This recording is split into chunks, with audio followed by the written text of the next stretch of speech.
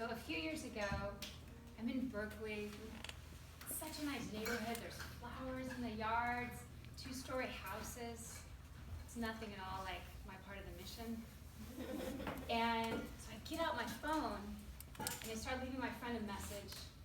And this guy's running towards me on the sidewalk, and I kind of get out of the way, and he changed directions, and he keeps coming towards me.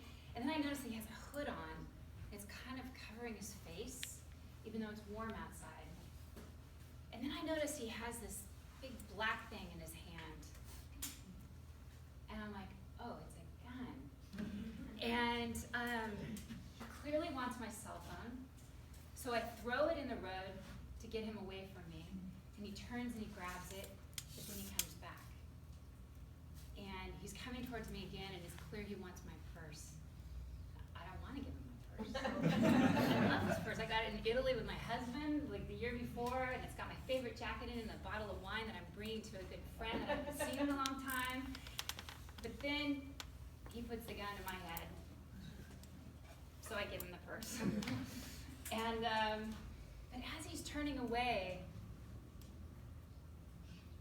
I'm like, start yelling at him, hey, you've got my blue notebook. I need my blue notebook in the purse. And he doesn't turn around, and I see there's a getaway car, and he's heading towards that, and I say, no, give me that blue notebook. Take it out of the purse. And he ignores me, and he jumps in the car, and they take off. A couple days later, when I'm back at work, on the 27th floor of a building in Montgomery Street, I'm like, what on earth was I doing? That the notebook had some talking points for a speech I was giving the next day for my job. I was like, I was really willing to risk my life for my job. I was like, this is wrong.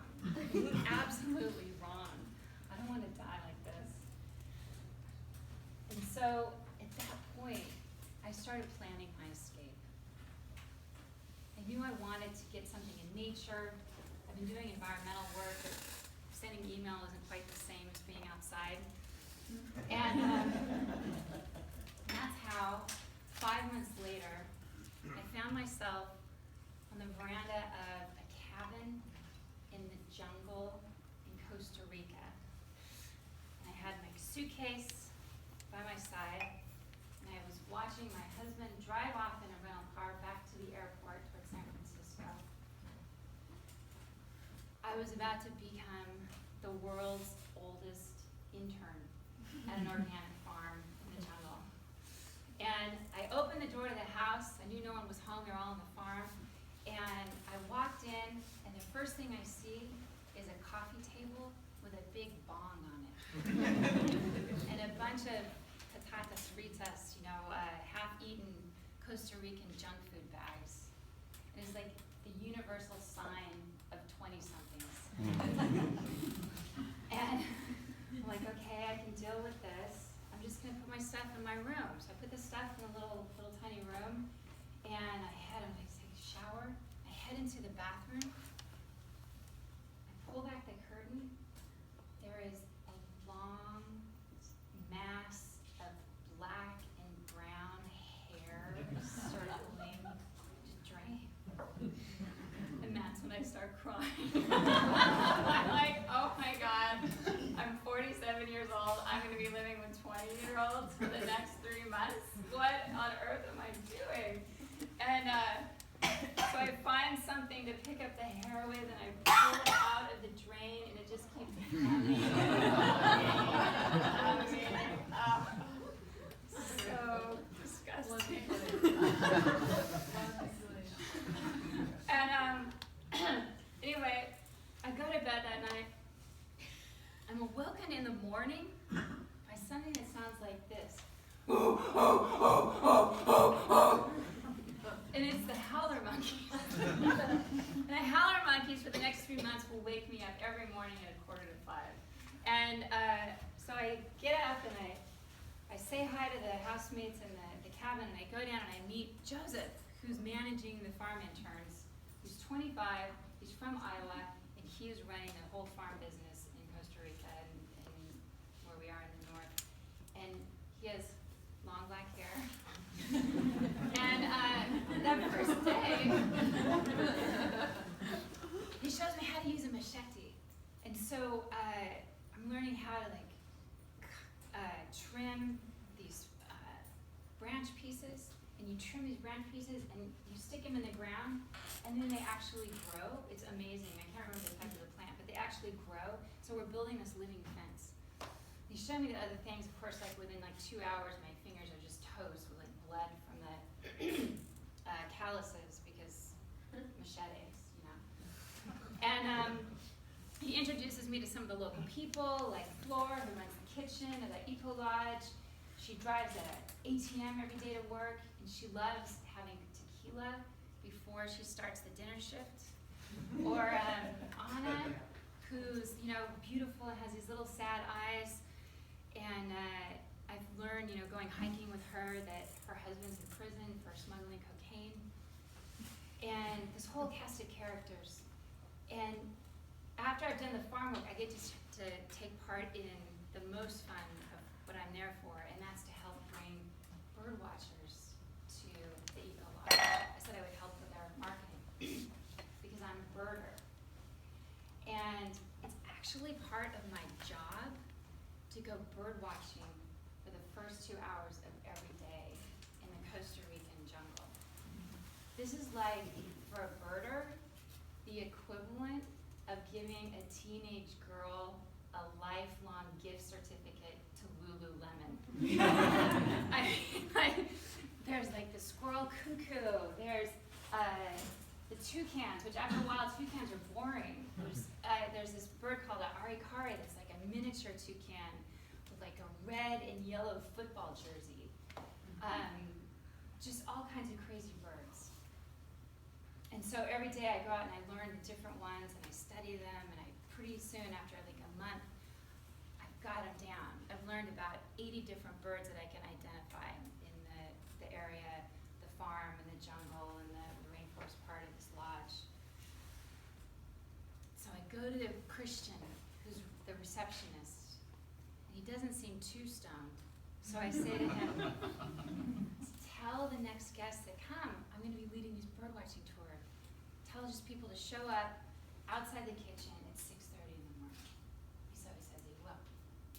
So I go there at 6:30 in the morning, really excited. Got my binoculars, got some extra binos for the guests. They're going to show up. And a father and his son come, they're Americans. They're enthusiastic. There's this Belgian guy who seems to know a little bit about birds. And then these 3 French dudes, early 30s, they're wearing club outfits, smoking. I'm like, why are they here? And so they're kind of standing around, yes, we're going bird watching.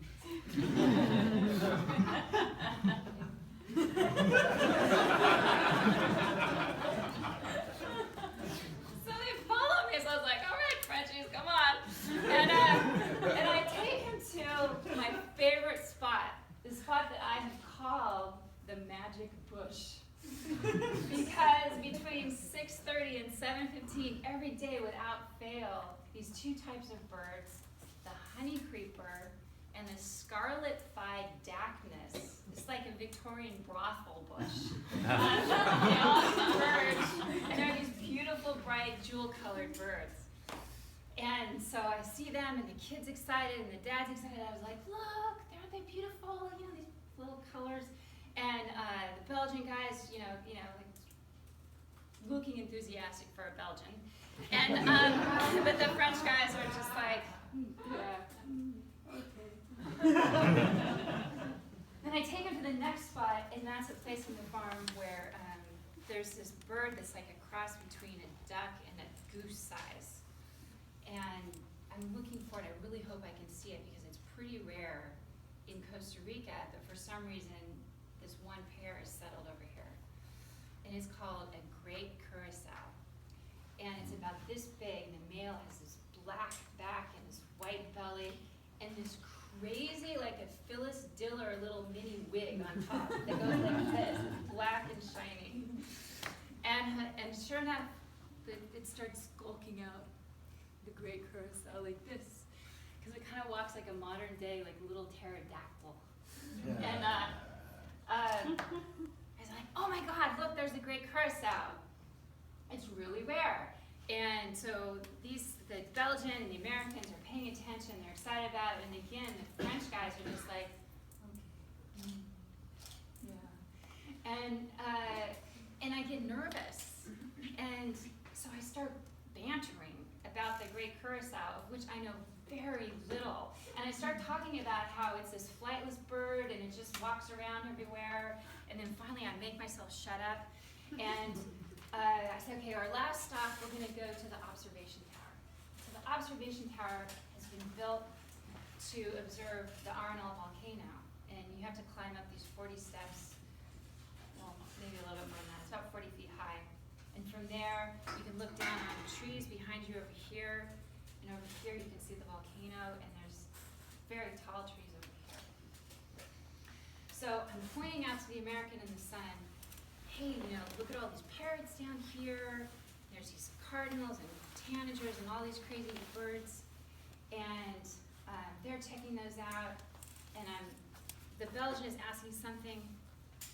When out of the corner of my eye, above the French guys' heads, I see this black and white blur start to cross the sky from one tree to the next.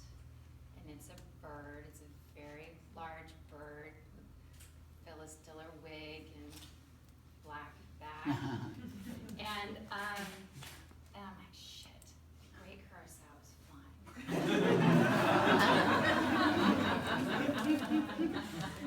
And just about then, the French guy,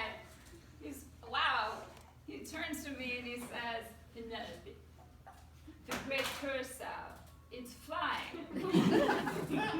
And I'm like, oh shit, he's noticing. And his other two friends are noticing too. And so I pause for a moment and I'm like, oh my God, that's so rare. And I'm like, American guy, check this out. Frenchie saw the curacao flying.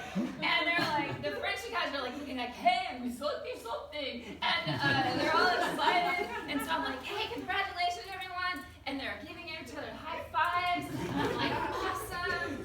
First day bird guiding. And we all go down. And, they went off, they were very happy. They didn't tip me. But for the next 2 months, I end up leading these tours, and it was really so much fun and wonderful. And after the end of that, my visa's over, and I come back to San Francisco. And I get another job in a high-rise. I don't start at Eco Lodge. And, once again, I'm pining to be outside. Do or die sort of implies success or failure. But to make a real change in your life, it takes more than 3 months. And, this time, I'm not going to get mugged to make a change. My husband and I just yesterday put a bid on some property up in Sonoma. We didn't get it, but I know that I need to be near